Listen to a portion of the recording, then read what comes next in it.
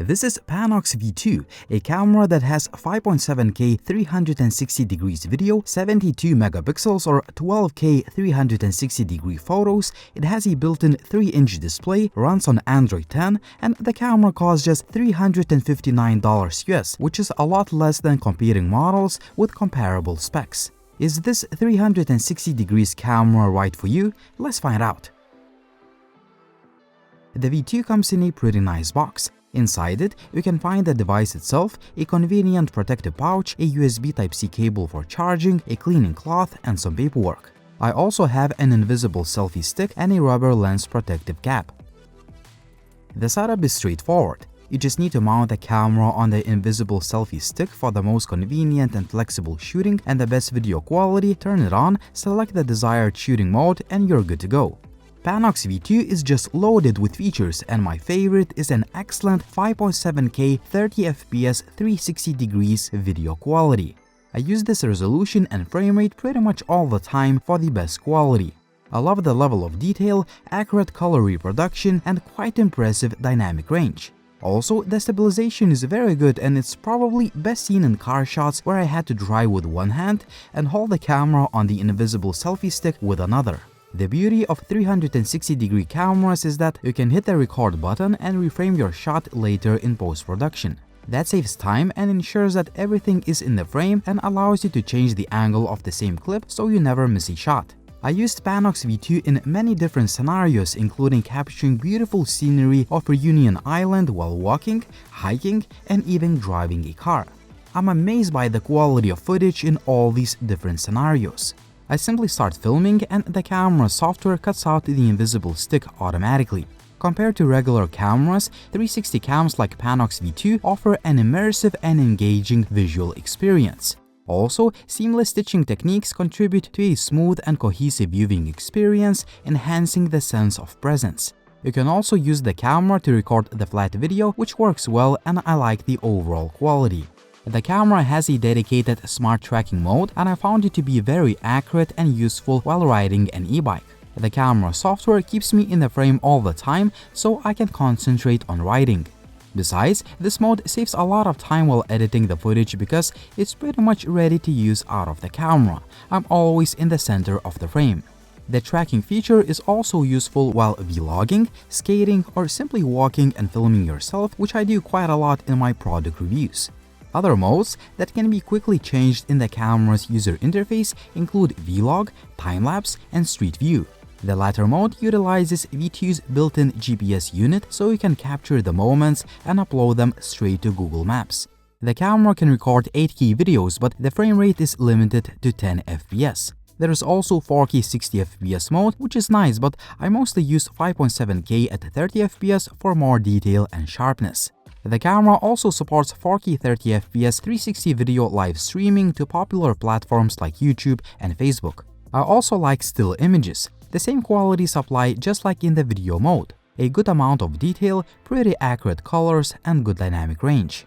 The V2 has a pretty good quality internal microphone for audio capture. If you want to improve the quality even further, you can connect an external wireless microphone via the USB Type-C port such as DJI Mic 2. Here are a few audio tests.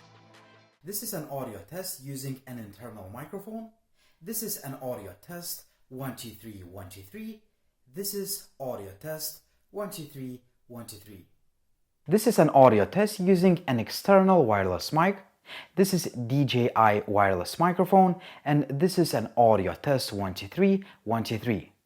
I like the overall design of the Panox V2 and the build quality is very good. The device uses a half-inch sensor and it has 2 camera lenses on the front and back. It has a power key on the right, a micro SD card slot, and USB Type-C port for charging on the left. On the bottom, there is a 1/4-inch thread.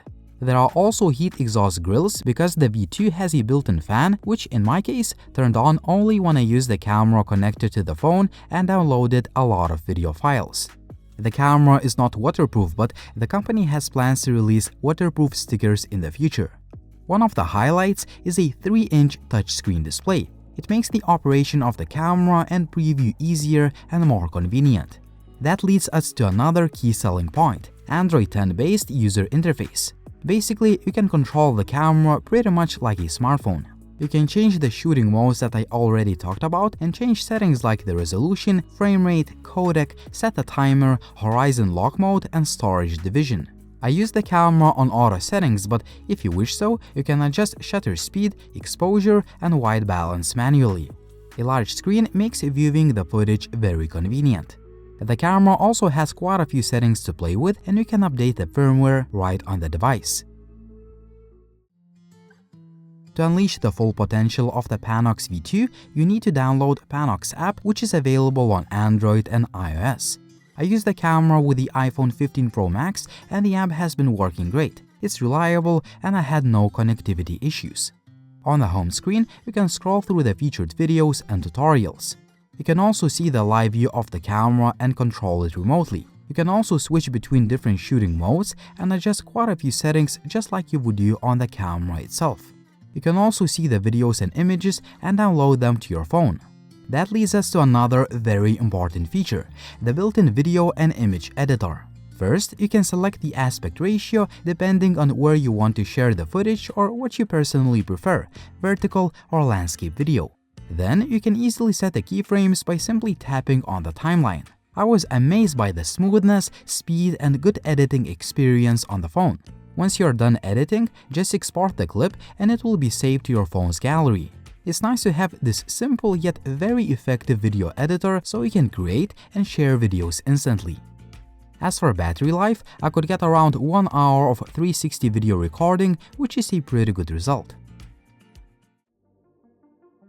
Overall, Panox V2 is an awesome 360 camera that offers good quality video and images, it's loaded with features, and most importantly, it's a lot cheaper than the competing models with similar specs. After using it heavily for more than 1 month in hot weather in Mauritius and Reunion Island and having shot hundreds of clips, the V2 had no issues and it's been reliable all the time. Thus, I can easily recommend it as an excellent 360 camera with great specs that translate to impressive real-life performance, and it offers a lot of value for the price. What do you think about the Panox V2? Would you buy this camera or would you choose another option? As always, like the video if you liked it, please subscribe to the channel if you haven't already, and as always, it was Linus, thank you for watching and see you soon.